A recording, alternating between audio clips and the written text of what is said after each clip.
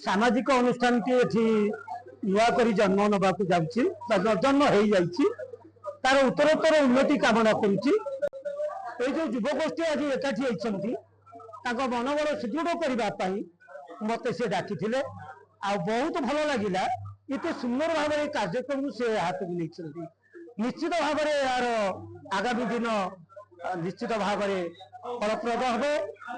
जो जो कार्यक्रम एम सब हाथ को नवाक जाइए आज आलोचना होती परवर्ती अध्याय प्रथम करी वन महोत्सव ठारू गछ लगा ठारू आरंभ करी विभिन्न कार्यक्रम सामाजिक अनुष्ठान हाथ को नहीं सर्वप्रथम जुलाई मासरे वृक्षरोपण कार्यक्रम ब्लड डोनेशन कैंप तापर विभिन्न प्रकार आज लिस्ट कराई से कार्यक्रम सबू सफल रूपायन नब आर सफल कामना करुच्ची जगन्नाथ को प्रार्थना करुच्ची जो युवगोष्ठी साहस और शक्ति की बढ़े दिंतु।